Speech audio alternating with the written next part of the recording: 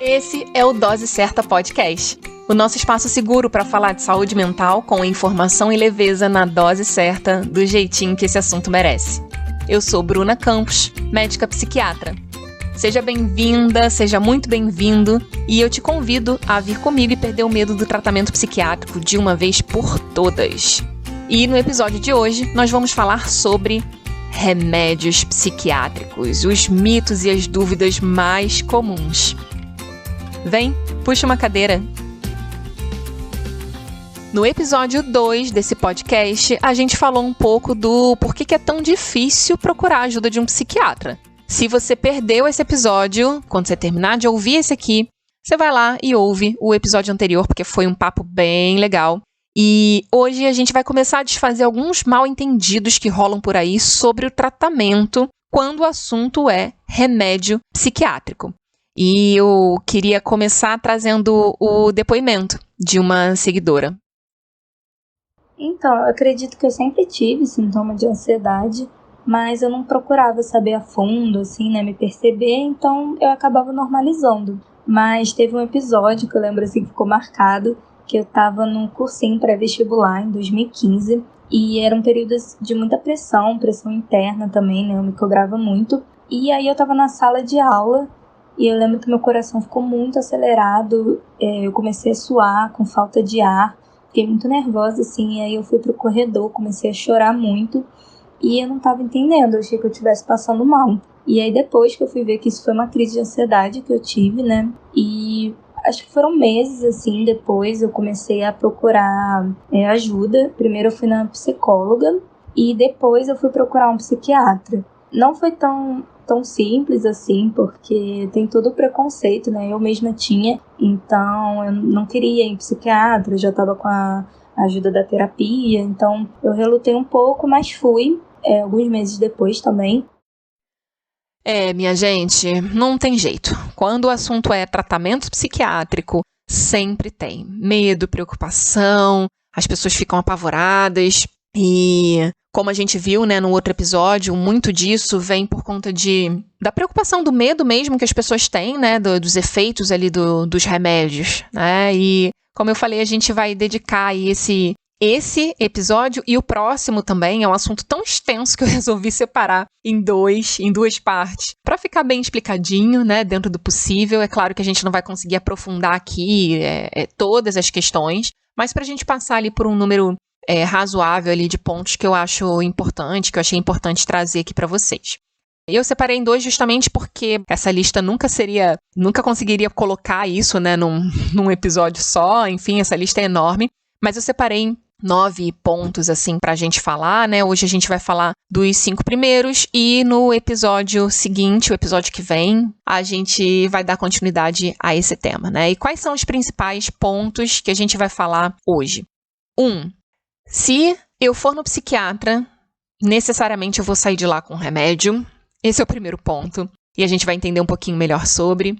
O ponto 2, o mito 2, né, que os remédios psiquiátricos, eles são todos muito fortes e causam muito efeito colateral. A gente já deu uma pincelada nisso no episódio anterior, mas a gente vai aprofundar um pouquinho mais. 3, o tratamento é para a vida toda, né, então muita gente não procura ajuda porque fica com isso de, não vou, porque eu não quero fazer um tratamento que dure a vida toda, então eu prefiro não ir. 4, medo de aumentar a dosagem. Né, às vezes, esse ponto aqui não é nem para quem vai a primeira vez, né? Isso é uma preocupação comum, mas para pessoas que já tiveram alguma experiência anterior e tiveram numa consulta ou, né, fizeram um tratamento há um tempo atrás, mas que ficam preocupadas ali de voltar no psiquiatra, ou enfim, a gente vai entender um pouquinho se tem mesmo que aumentar a dosagem do remédio ou se não, tá? O ponto 5, o medo que as pessoas têm, né, também para quem já está em tratamento, de acrescentar um segundo remédio e o tratamento ficar muito forte. As pessoas acham isso, que se tomar 2 antidepressivos, 2 remédios para ansiedade, 2 remédios para, enfim, vai ficar um tratamento muito forte. Tem gente que realmente fica muito apavorada com essa ideia.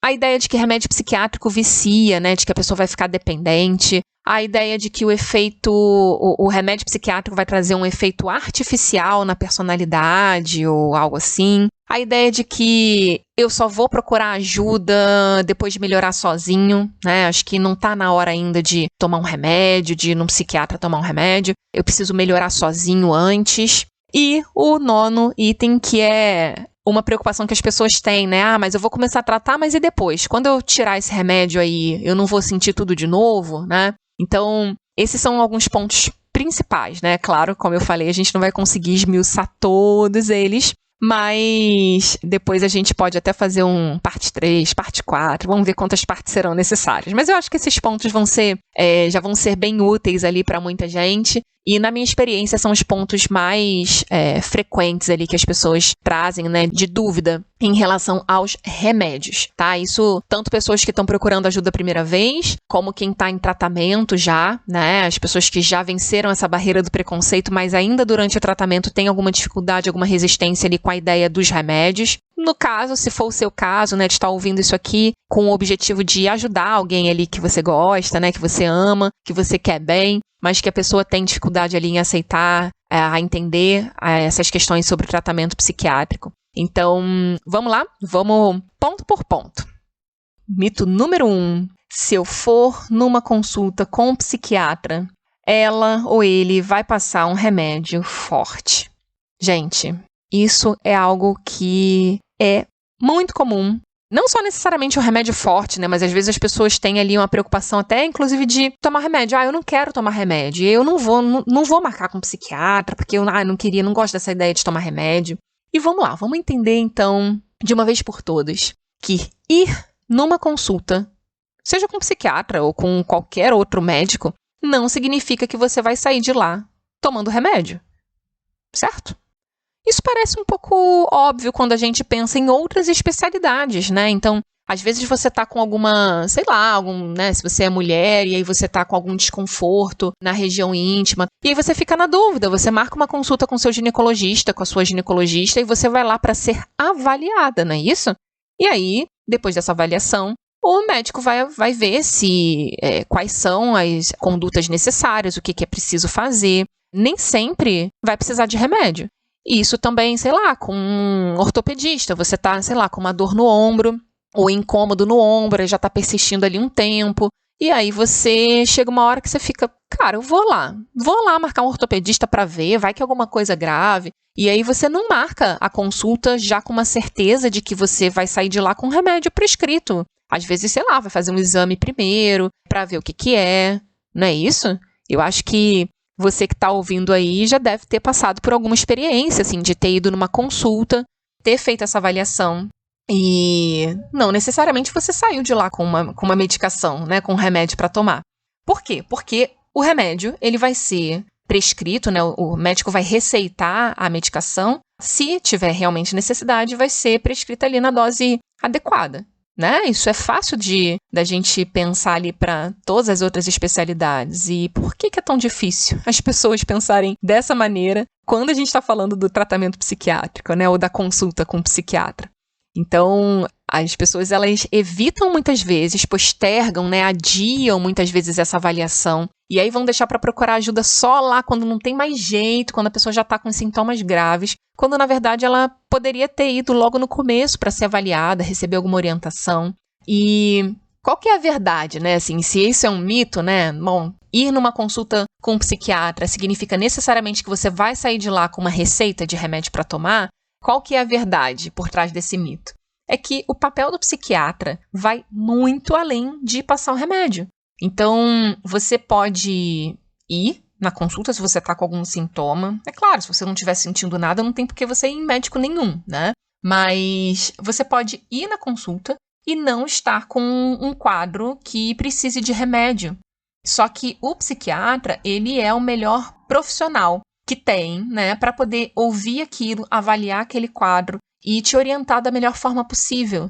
Se for o caso de fazer algum exame complementar, às vezes para excluir alguma outra coisa, porque às vezes o cansaço, o desânimo que você está sentindo, às vezes, pode ser algum outro problema de saúde que está causando aquilo, né? Enfim, e que pode confundir um pouco os sintomas. Ou às vezes, às vezes é um quadro depressivo, às vezes é um quadro ansioso, enfim, mas é um quadro leve, é um quadro inicial. E O psiquiatra, ele é o profissional que vai te orientar da melhor forma sobre as estratégias que você pode colocar em prática para poder melhorar aquilo. E isso é individualizado. Então, para alguém que, sei lá, tá com uma rotina de sono mais bagunçada, com uma rotina de vida mesmo ali mais irregular, ele vai ver ali pontos da sua rotina que precisam de atenção, vai ver a necessidade, né? Geralmente tem, quando a gente tem realmente um quadro ali de depressão, ansiedade inicial, de um acompanhamento psicológico, e aí ele vai orientar e fazer um encaminhamento para que você comece um acompanhamento psicológico. E quando isso é feito, no comecinho dos sintomas, gente, isso melhora tanto, assim, o prognóstico, né? Ou seja, a expectativa que a gente tem de melhora, né, daquele quadro que você não imagina. Se as pessoas soubessem, né, o prejuízo, né, assim, a perda, né, que a gente tem em qualidade de vida por conta dessa demora em procurar ajuda, né, e essa demora por conta desse medo, né, assim, que a pessoa tem, que realmente, nossa, mas eu vou sair de lá já com remédio e eu não gosto dessa. Não, você vai lá para ser avaliado. Ah, mas eu já fui no psiquiatra, eu cheguei lá, o psiquiatra nem olhou pra minha cara, já saiu passando um remédio e nem me ouviu direito. Tá, isso foi uma experiência. Você também não precisa, se você tiver uma experiência dessa, você também não é obrigado a sair de lá e não concordar, sair de lá sem entender nada do por que o médico passou aquele remédio, enfim. Você também não é obrigado a tomar, né? Se você não quiser, ninguém vai te obrigar a tomar um remédio à força, né? Então, não tem por que ter medo, né? Então, tô colocando isso assim na pior das hipóteses. Na pior das hipóteses, se você chegue lá e você vá num profissional que não é legal, que você, sei lá, foi sem uma indicação, foi bem na sorte, e chegou lá, você foi mal atendido, você não se sentiu acolhido, não entendeu muito bem as orientações, ou o profissional mesmo profissional bem entre aspas, né? O médico que tá ali, ele realmente não te atendeu bem. Olha, infelizmente uma pena, realmente, mas é isso, a gente contrata, às vezes, profissionais, né, prestadores de serviço ali que a gente não se identifica. Ah, foi, sei lá, um pedreiro que eu contratei, um pintor de parede, uma manicure, um cabeleireiro. Fui uma vez, nossa, detestei. Não vou voltar mais. Isso significa que eu nunca mais vou contratar um pintor ou um pedreiro, ou nunca mais vou cortar meu cabelo só porque eu tive uma experiência ruim, porque eu fui mal atendido. Não, eu vou procurar um outro profissional. Então, isso com médico, qualquer profissional de saúde, né, nutricionista, psicólogo. Se eu não sentir que fui bem atendida, eu vou procurar numa outra oportunidade, né? Então, na pior das hipóteses, se isso realmente acontecer, uma pena, eu lamento de verdade, profundamente, mas você pode procurar outro profissional. Então, esse mito aí de que ir numa consulta com psiquiatra significa necessariamente que você vai sair de lá tomando um remédio, caindo por terra em 3, 2, 1. Mito número 2. Os remédios psiquiátricos são muito fortes e causam muito efeito colateral. Esse foi um mito que a gente já meio que começou a derrubar lá no episódio anterior, né? A gente falou um pouquinho sobre esse medo dos remédios, principalmente de efeito colateral do remédio, que é um dos principais motivos ali que as pessoas alegam para não procurar ajuda, né? Mesmo precisando. E a gente acabou falando, um pouquinho, né, no outro episódio. Mas, não posso deixar de citar ele aqui também, porque tem a ver justamente com os remédios. E aí, como eu falei, né, existem muitos tipos de remédios que a gente usa para os transtornos mentais, né? Então, é impossível a gente generalizar. Outro ponto é que todo remédio ele tem potencial para causar efeito colateral, não são só os da psiquiatria. Então, como eu falei também, até dipirona, né, é um remédio que você pega a bula da dipirona lá, é enorme, né, e tem o potencial para causar efeito colateral, sim, mas ter o potencial para causar não significa que vai causar. Por quê? Porque a resposta ao remédio para uma possível melhora ou até para um possível efeito colateral, ela é individual. Você já deve ter ouvido, né, alguém dizendo que, eu tenho uma dor de cabeça, mas ela só passa, sei lá, com um remédio X, né, vamos supor, sei lá, dipirona e paracetamol. Eu não melhoro tanto com paracetamol. Para mim a dor de cabeça tem que ser dipirona, ou vice-versa, né? Então, mesmo tendo vários remédios, às vezes a pessoa ela tem um remédio que ela se adapta melhor do que outro, né? Seja por conta de efeito colateral, seja por conta de resposta mesmo. Ou então, sei lá, alguém que teve que trocar o remédio de pressão, sendo que várias pessoas no mundo se dão bem com aquele remédio. Então, sei lá, losartana, que é um remédio bem usado, né? Sei lá, captopril. Muita gente usa, muita gente fica bem, mas vai ter gente que não vai se adaptar. E isso vai levar o médico a avaliar e fazer a troca, né? Trocar o remédio por outro, enfim. Então, isso acontece com tudo na medicina, não é só na psiquiatria, né? Então, vamos perder esse medo ali de vez, né? Esse mito aí dos remédios psiquiátricos causarem muito efeito colateral, né? Serem muito fortes, né? Por trás dele, qual que é a verdade? A verdade é que efeitos colaterais podem acontecer com qualquer remédio na medicina. Na psiquiatria, a maioria das pessoas não sente nenhum desconforto importante e quando isso acontece, né, não é também raro acontecer, né? Isso acontece com alguma frequência, mas quando acontece é leve, é suportável, é transitório e que se não melhora, né, se não melhorar, o que você vai fazer? Você vai falar com o seu médico e ele vai fazer todos os ajustes necessários, como acontece em qualquer especialidade. 3. O tratamento é para a vida toda. Olha, as pessoas têm um pavor dessa ideia de que o tratamento psiquiátrico ele necessariamente vai ser para a vida toda. E o que a gente precisa entender? Primeiro, o que determina o tratamento ser mais longo, né, ou até mesmo durar, vamos supor que a pessoa ela passe realmente todo o tempo de vida dela fazendo uso da medicação, não é o fato de ser um tratamento com um psiquiatra. Não é isso que determina. O que vai determinar é o quadro que essa pessoa tem, né? Porque dentro da psiquiatria a gente tem muitos quadros diferentes. A gente tem quadros de ansiedade, de depressão, quadros relacionados ao estresse, transtorno obsessivo compulsivo, enfim, inúmeros transtornos mentais. E que cada um também, se a gente, dentro de cada grupo, né, de cada subtipo, a gente também vai ter níveis de gravidade diferentes, né? Então, às vezes, quadros mais leves, mais pontuais, vão precisar de tratamento por um tempo. E, às vezes, quadros mais graves, mais recorrentes, vão precisar de tratamento por um tempo mais prolongado, né? As pessoas acham que elas vão no psiquiatra uma vez, elas necessariamente vão sair de lá já com uma receita de remédio para tomar. Necessariamente esse remédio vai ser forte e necessariamente esse tratamento vai durar a vida toda. É isso que passa na cabeça das pessoas. E se isso passa na sua cabeça, vamos agradecer aos céus de você estar aqui ouvindo esse episódio, porque esse episódio é para você. Eu espero que eu realmente consiga mudar um pouquinho sua visão em relação a isso. Vou ficar muito feliz se isso acontecer. Porque nada disso é verdade, né? E no caso do tratamento a vida toda, como eu falei, o que determina não é se você está tratando com um psiquiatra. Não. O que determina é o quadro. Então, alguns quadros vão precisar de suporte a vida toda, de tratamento a vida toda, de acompanhamento. E outros casos não vão precisar. Muitas vezes, né, assim, o paciente começa, tem um episódio depressivo e depois volta a ter mais nenhum. Isso acontece, né? E um ponto muito importante que eu sempre chamo atenção, né? Porque as pessoas têm realmente, e a gente, eu digo, né? Eu já falei aqui no outro episódio também, assim, eu entendo que as pessoas tenham essas preocupações, que tenham esses receios, tenham esses medos, por conta de todo o histórico que eu tô aqui tentando atualizar vocês, né? Sobre essa mudança que teve na psiquiatria nessas últimas décadas aí. Mas eu entendo de verdade as pessoas terem essa preocupação, tá? Só que vamos entender uma coisa. Se o tratamento, a duração do tratamento, né, ela tem a ver não por ser um tratamento psiquiátrico e ponto, e acabou, só por isso. Não, ela tem a ver com o quadro que a gente está tratando. O quadro que precisa de tratamento a vida toda é um quadro grave, né? É um quadro arrastado, é um quadro que vai trazer prejuízo, tem um potencial de trazer prejuízo para essa pessoa a vida toda. Isso não é determinado necessariamente no começo do tratamento. Às vezes as pessoas chegam, né, para tratar também e falam, eu vou ter que tomar esse remédio pro resto da vida. Não tem como determinar.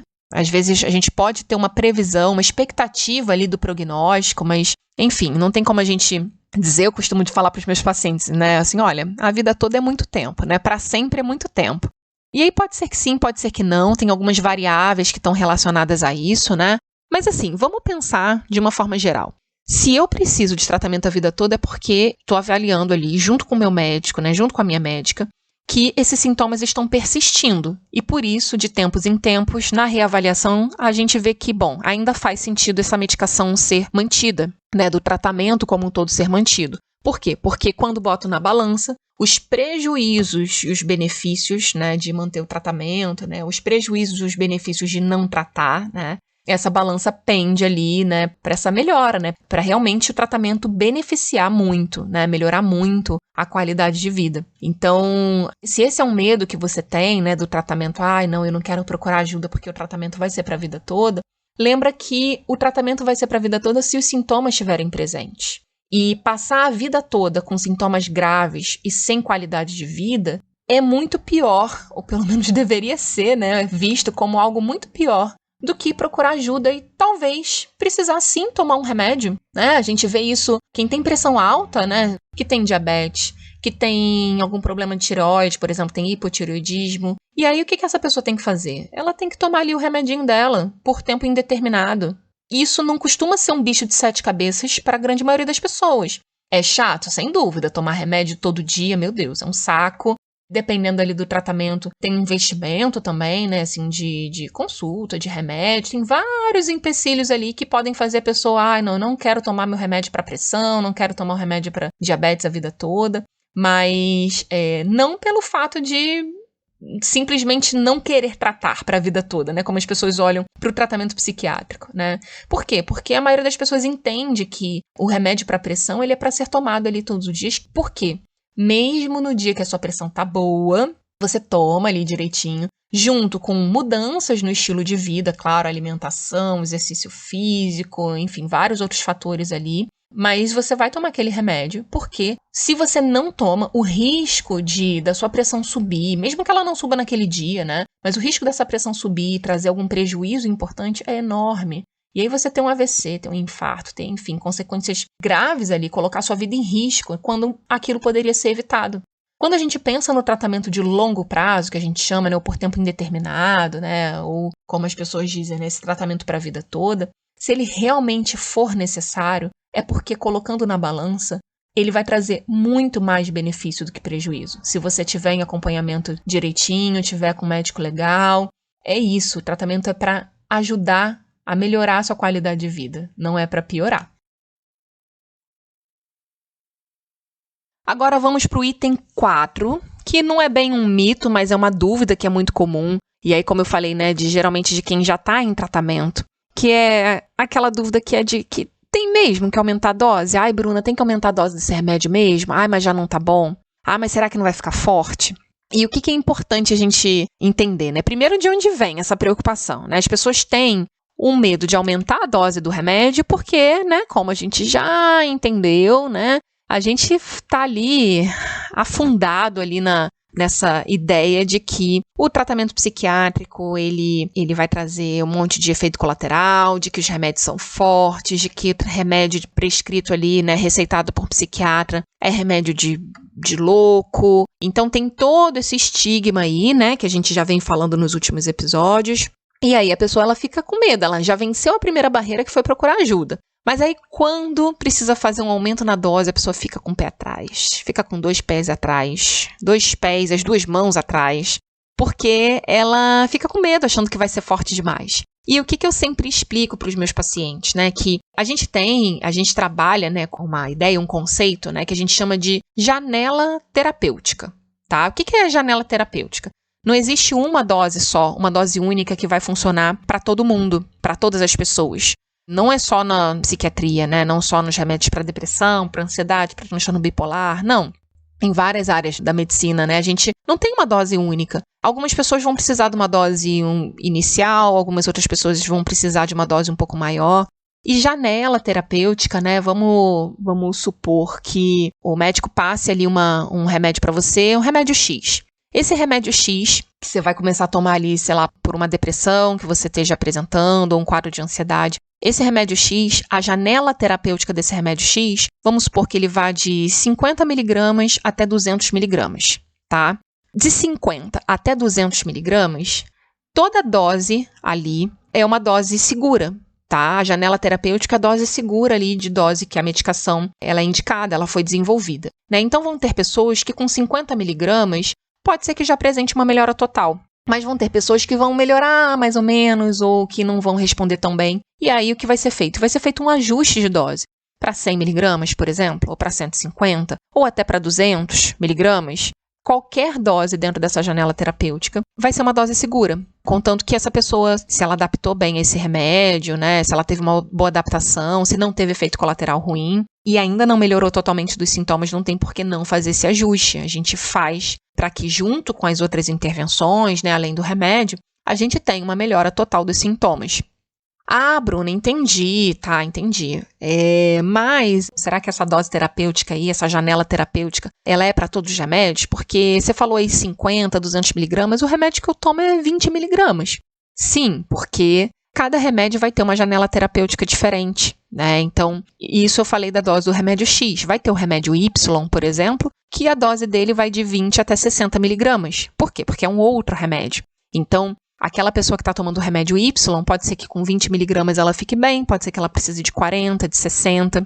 Isso o médico dela vai avaliar. O que às vezes acontece é a pessoa está tomando o remédio Y, né, e está tomando, sei lá, ali 40 miligramas. Aí quando ela vai numa outra consulta e precisa trocar, ou ela resolve trocar de médico, o médico resolve mudar o remédio, começa a tomar ali um remédio de 50, de 100 miligramas. E pode parecer bobo, assim, né, pra muita gente, mas isso realmente acontece. Tem gente que fica preocupada, nossa, mas eu tô tomando uma dose muito maior do que eu tava tomando antes. E as pessoas esquecem que são remédios diferentes, né? Como eu falei, remédio psiquiátrico não é tudo igual, né? Eles têm características ali diferentes e doses diferentes, né?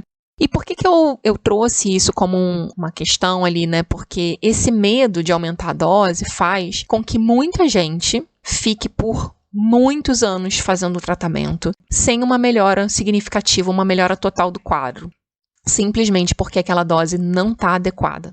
Isso eu vejo aos montes e, enfim, se isso estiver acontecendo com você, por favor, converse com seu médico. Porque às vezes as pessoas, é um dos pontos também que as pessoas falam, né, de, mas eu conheço fulano que faz tratamento há não sei quantos anos, há 5 anos, há 10 anos e não melhora. E das primeiras coisas que a gente precisa ver é que se essa pessoa não está melhorando, simplesmente porque o remédio não está na dose adequada para ela, né? Então, a pessoa vai lá, venceu ali o medo inicial, procurou ajuda, foi no psiquiatra, o psiquiatra passou o remédio uma vez, ela começou a tomar esse remédio, nunca mais voltou, ou então, sei lá, vai uma vez por ano, aí aquele tratamento, entre aspas, né, que a pessoa só vai para pegar receita e mal conversa com o médico mal conversa com ela, e fica só ali repetindo dosagem. E quando a gente vai ver, muitas vezes a pessoa está na dose inicial.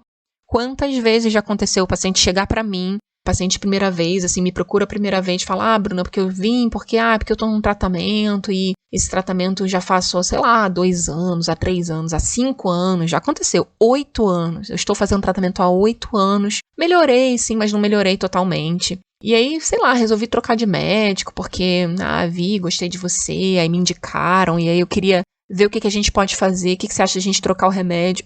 E às vezes, já aconteceu esse caso, por exemplo, né, de um paciente que já fazia tratamento há 8 anos. O que a gente fez, a mágica que eu fiz, foi aumentar a dose do remédio que ele já tomava, que estava numa dose baixa. E ele ficava preocupado e também não conversava com o médico e ficava, às vezes, esse paciente, o médico tinha até orientado ele, mas ele evitava muito aumentar o remédio por conta desse medo. E tem, realmente, como eu falei, nesses tratamentos, às vezes, tratamentos, entre aspas, que as pessoas só vão para repetir receita e fica com aquela mesma dose anos. Então, não precisa ter medo de aumentar a dosagem. Não significa que você vai ficar com a dose muito alta, vai ficar dopado, nada. A gente precisa entender esse conceito de janela terapêutica. Se tiver dentro ali da janela terapêutica, é uma dose segura e o teu médico vai colocar a dose que vai ser mais adequada para você. Tá, então, por trás desse mito aí, na verdade não é um mito não, a dúvida, né, de, será que tem que aumentar realmente essa dosagem? A verdade ali que tem por trás disso é que, sim, o remédio certo, na dose certa, nunca vai ser forte demais. Eu acho que o remédio me ajudou e muito, porque eu tinha esses sintomas físicos diários, assim, falta de ar, eu costumava ficar suspirando muito, assim, porque eu sentia essa falta de ar, essa angústia no peito todo dia, e eu achava normal, assim, eu passava todo dia assim, normal, e quando eu comecei a tomar o remédio que esses sintomas diminuíram, eu percebi que existe outra qualidade de vida, assim, né, que realmente não é normal a gente ficar o tempo todo acelerada, o tempo todo imaginando que coisas ruins vão acontecer, né, enfim, O remédio me ajudou muito nesse sentido, aliado com uma psicoterapia, aliado com outras estratégias que o próprio psiquiatra também me ajudou. Eu diria para alguém, né, que está precisando de ajuda psiquiátrica, mas tem medo do tratamento, assim, a experiência que eu tive com o remédio foi muito boa. Não é isso que as pessoas pensam de que vai ser fortíssimo, que vai... Enfim, o próprio preconceito que a gente tem, né, que é isso, que vai ficar viciado no remédio. E tem remédios e remédios, né? A experiência que eu tive foi uma experiência muito boa e que o remédio só me ajudou. Então, eu diria para realmente procurar ajuda, né? Pesquisar, encontrar um bom psiquiatra e que realmente vai ajudar no sofrimento. E com esse depoimento lindo, eu vou encerrar por aqui essa primeira parte, né, sobre os remédios psiquiátricos. A gente vai continuar no episódio que vem, como eu falei, para não ficar muito extenso, né, não ficar muito longo. E, bom, foi uma honra ter você aqui comigo nesse papo. Eu espero que você tenha curtido, espero que tenha sido útil. Como eu sempre falo, você pode acessar meus conteúdos lá no Instagram, @brunacampuspsique, e também lá no meu site, www.bruna-campus.com. Lá tem o link pro Telegram, pro blog, tá tudo lá. E eu espero você no próximo episódio pra gente continuar esse papo sobre os mitos e as dúvidas sobre o remédio psiquiátrico. E aproveita, se você acha que esse episódio vai ser útil pra alguém, manda lá, manda no grupo da família, manda lá no WhatsApp, manda pra quem você gosta, vamos espalhar essa mensagem aí pelo mundo, tá bom? Conto com você. Medo de psiquiatra? Aqui não.